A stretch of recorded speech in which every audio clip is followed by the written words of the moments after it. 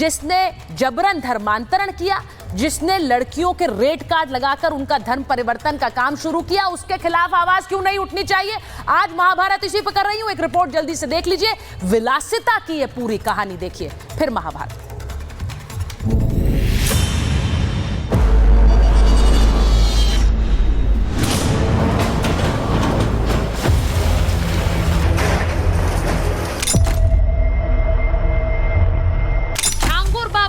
कभी चमत्कारी साधु के नाम से मशहूर, आज कानून के शिकंजे में है। जहां एक तरफ बुलडोजर गरज रहा है, वहीं दूसरी तरफ ईडी की कार्रवाई से सनसनी मच गई है। योगी आदित्यनाथ ने खुद मामले पर संज्ञान लिया है। अब न तो रसूख काम आएगा और न ही रहम मिलेगा। कार्रवाई का नजारा आप देख ही रहे हैं। यहाँ पर लगातार छांगुर का जो साम्राज्य है वह ध्वस्त होता दिखाई दे रहा है। अब इस पूरे मामले में ईडी भी इन्वॉल्व हो चुकी है। ईडी भी इसके तह तक जाएगी कि आखिर जो 100 करोड़ रुपए की बात हो रही है, 500 करोड़ रुपए की बात हो रही है, आरटीजीएस की बात हो रही है, 50 लाख रुपए आ रहे हैं, 40 लाख रुपए आ रहे हैं, आखिर उसका हो क्या रहा है? सारे पहलुओं की जांच होगी, बचेगा कोई नहीं। मुख्यमंत्री योगी आदित्यनाथ ने पहले ही कह दिया है कि मां बहनों के सम्मान से जो खेलेगा उसको मिट्टी में मिला दिया जाएगा।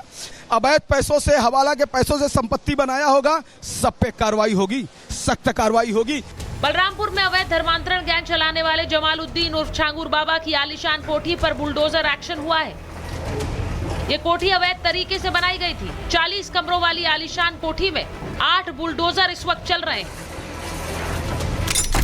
ये कोठी छांगुर की महिला मित्र नीतू उर्फ नसरीन के नाम पर है। छांगुर ने ही नीतू का धर्मांतरण करके उसे नसरीन नाम दिया था। बाबा के आश्रम नुमा घर पर प्रशासन का बुलडोजर चला तो अंदर से निकल रहे हैं वो राज जिन्होंने पूरे इलाके में हड़कंप मचा दिया। एक एक कमरे से निकलता महंगा महंगा सामान, विदेशी नस्ल के कीमती घोड़े, विदेशी कुत्ते, गहने और बेशुमार संपत्ति ने हर किसी को चौंका दिया। घर के प्रांगण में छांगुर बाबा का अस्तबल मौजूद है। आप देख सकते हैं कि किस तरह से ये लग्जरी कंक्रीट यानी कि बीम दे करके बहुत ही मजबूत पिलर पर इस पूरे अस्तबल को बनाया गया है। घोड़ा जहां पर रहता है उस पे टाइल्स लगाया है। प्रशासनिक जांच के साथ ही अब ईडी ने भी छांगुर बाबा के खिलाफ केस दर्ज कर लिया है। मनी लॉन्ड्रिंग, अवैध संपत्ति और विदेशी फंडिंग जैसे गंभीर आरोपों की जांच शुरू हो चुकी है। सूत्रों के मुताबिक बाबा के कई संदिग्ध बैंक खातों की पड़ताल भी की जा रही है। वहीं सीएम योगी ने आज छांगुर को जल्लाद कह दिया। बलरामपुर में आपने देखा होगा एक जल्लाद को हम लोगों ने वहां पे भी गिरफ्तार किया है। कैसे वहां हिंदू बहन बेटियों के इज्जत के साथ खिलवाड़ करता था, लेकिन अब ऐसे तत्वों के साथ सख्ती की जा रही है। हम समाज को भी टूटने नहीं देंगे, राष्ट्र विरोधी और समाज विरोधी तत्वों को भी चकनाचूर करके रहेंगे। छांगुर पर हुई इस कार्रवाई ने एक बार फिर साबित कर दिया कि कानून से ऊपर कोई नहीं।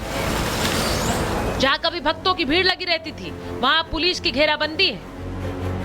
जबरन धर्मांतरण कराने वाले इस छांगुर पर कार्रवाई क्यों नहीं होनी चाहिए?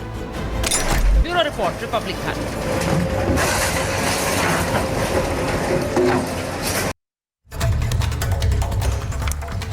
मेरे साथ महाभारत में जुड़ रहे हैं UP police x DGP doctor Vikram Singh, उनको आप देख रहे हैं। आचार्य विक्रमादित्य, हिंदू धर्मगुरु हमारे साथ हैं। वरिष्ठ पत्रकार अनंत विजय जी को आप स्क्रीन पर देख रहे हैं। मेरे साथ जुड़ रहे हैं मुस्लिम स्कॉलर मौलाना साजिद रशीदी साहब। मेरे साथ जुड़ रहे हैं राजनीतिक विश्लेषक सैयद जवाद साहब। मेरे साथ थोड़ी देर में विनोद बंसल जी जुड़ेंगे, वीएचपी के राष्ट्रीय प्रवक्ता हैं। मैं एक बार शुरुआत डॉक्टर विक्रम सिंह से करना चाह रही हूं, क्योंकि ये सब कुछ जो हुआ है, बहुत सारे सवाल डीजीपी सर इस बात को लेकर उठे थे कि एक धर्मांतरण का कानून यूपी में बना, उसे लेकर कहा गया कि एक खास धर्म को टारगेट करने के लिए इसे बनाया गया है। आज जब इसी कानून के तहत सबसे बड़ा रैकेट बस्ट हुआ है, जो तस्वीरें हम अपनी स्क्रीन पर देख रहे हैं, जिस पर खुद योगी आदित्यनाथ संज्ञान ले रहे हैं, आपको क्या लगता है ये एक ऐसा जुर्म है जिसको लेकर इतनी बड़ी कार्रवाई होनी चाहिए? सुचरिता जी, इससे ज्यादा कार्रवाई होनी चाहिए। धर्मांतरण कानून के अंतर्गत आजीवन कारावास का प्राविधान है, और वो नहीं कि 15 साल, जब तक जेल की सलाख के पीछे अंतिम संस्कार न हो जाए। और उसमें किसको आपत्ति हो सकती है? जो फरेब से, प्रलोभन से, धोखा दे करके अगर धर्मांतरण कराए उसको सजाए मौत मिलनी चाहिए, नहीं मिलनी चाहिए, और जो कहे नहीं मिलनी चाहिए वो अपना मनोवैज्ञानिक चिकित्सक से इलाज कराए।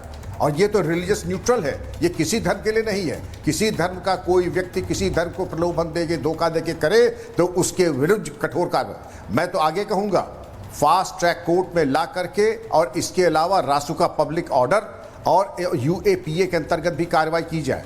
बात एक जलालुद्दीन की थोड़ी है, मलिहाबाद में एक और लाला थे जिनके यहाँ से 300 राइफलें, हथियार और 50,000 कारतूस मिले। मुजफ्फरनगर में ऐसे एक और हजरत मिले।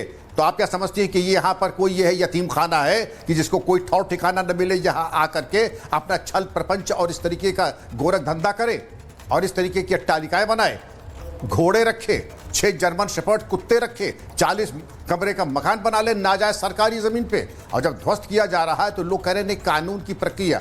ये सारी कार्रवाई कानून की प्रक्रिया से हो रही सुचरिता जी। और जिसको शिकायत है तो एक तरफ तो मैं चाहता था ये होते, इसकी आलोचना निंदा करने वाले कम मिलेंगे कि सरकार क्या कर रही थी, प्रदेश सरकार क्या कर रही थी, भारत सरकार क्या कर रही थी। अरे पकड़ तो लिया, और क्या चाहते हैं आप। अब आलोचना करने के 10 बिंदु हैं, लेकिन मैं बहुत प्रसन्न होता अगर कह देते कि इससे ज्यादा जलील और थर्ड क्लास इंसान ढूंढना मुश्किल है। जलालुद्दीन ऐसा, लाला ऐसा, सलाउद्दीन ऐसा। और पुलिस ने जो किया है, मैं ATS को बधाई दूंगा, पूछताछ करें। और इसमें कुछ ऐसे राजनेताओं के नाम आ रहे हैं और ऐसे राजकीय कर्मचारियों के, सुना है CGM के स्टेनो की पत्नी इनके गोरख धंधे और उसमें वो पार्टनर थी। तो जरा CGM के स्टेनो साहब को भी जेल भेजने की जरूरत है कि उन्होंने सर्वेंट कॉन्डक्ट रूल्स की अवहेलना की। और अभी आप देखेंगे कि स्थानीय पुलिस अधिकारी भी संलिप्तता पाई जाएगी, वो भी बर्खास्त हो, वो भी जेल जाएं। और जो भी हो, रेवेन्यू डिपार्टमेंट का हो, पुलिस डिपार्टमेंट का हो, राजनेता हो, मैं चाहूंगा पूरा जो इनका सपोर्ट सिस्टम है कि किसी ने भी आंख उठाई जलालुद्दीन के ऊपर तो उसको ये एन केन प्रकार झूठे मुकदमे लगा करके, सुचरिता जी विद्वान पैलेस उसको ये जेल भिजवाने की कोशिश करते थे, उसका आर्म ट्विस्टिंग करते थे, ब्लैकमेल करते थे। तो इसकी पूछताछ के बाद जो तथ्य आते हैं उसके आधार पर पूरे सपोर्ट सिस्टम को भी ध्वस्त किया जाए। अभी तो हम पहले चरण में हैं, आगे आगे देखिएगा सुचरिता जी क्या क्या प्रकाश में तथ्य आते हैं आपके पास। आपने जो बात बोली है DGP सर, उसी को आगे बढ़ा रही हूं कि जो कार्रवाई हुई वो भी कम है, आप ये बोल रहे हैं। मैं रशीदी साहब को जरा एक बार स्क्रीन पर लीजिए। रशीदी साहब, उन्होंने कहा कि जो कार्रवाई हुई है वो भी कम है, क्योंकि इस तरह का खेल जो ये कर रहा था ये लोगों की जिंदगी के साथ खिलवाड़ है। ये कार्रवाई पर फिर सवाल क्यों उठाते हैं रशीदी साहब? इन्होंने किया क्या है? हिंदू लड़कियों के रेड कार्ड, कन्वर्जन, और उसके बाद ऐसा साम्राज्य बन गया। किसका बन जाता है ऐसा साम्राज्य? आम आदमी जो अंगूठी बेच रहा था, ताबीज बेच रहा था, वो इतना बड़ा घर कैसे खड़ा कर लेता है?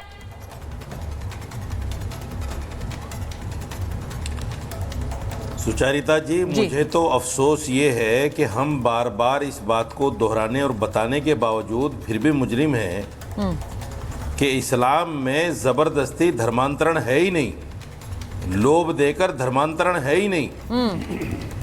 फिर भी मुसलमानों को न जाने क्यों टारगेट किया जाता है, फिर भी न जाने क्यों एक छांगुर के नाम पर जो है तमाम कम्युनिटी को लेकर जो है बदनाम करने की टीवियों पर कोशिश की जाती है। मुझे तो बड़ा अफसोस है, ऐसे मुजरिम हर जगह मौजूद हैं।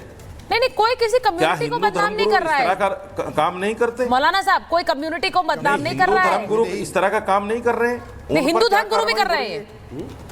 सुनिए सुनिए सुनिए, शांति के साथ सुनिए, बीच में मत बोला कीजिए, सुनिए शांति के साथ सुनिए। हाँ, एक मिनट, ठीक है। नहीं, आप आचार्य जी आप बोलिएगा, लेकिन मैं पहले उनकी पूरी बात सुनना चाह रही हूँ, उसके बाद आप क्वेश्चन करिएगा, उसके बाद सवाल करिएगा। पहले उनका पूरा आरोप सुनना चाहिए। वो ये कह रहे हैं कि पूरी कम्युनिटी को बदनाम कर रहे हैं। अरे आप लिस्ट दो ना, एक नाम तो दो। सुनना चाहते? ठीक है रशीदी जी, आप एक बार बोले, उसके बाद सवाल करिए। हाँ रशीदी जी, बात पूरी करिए।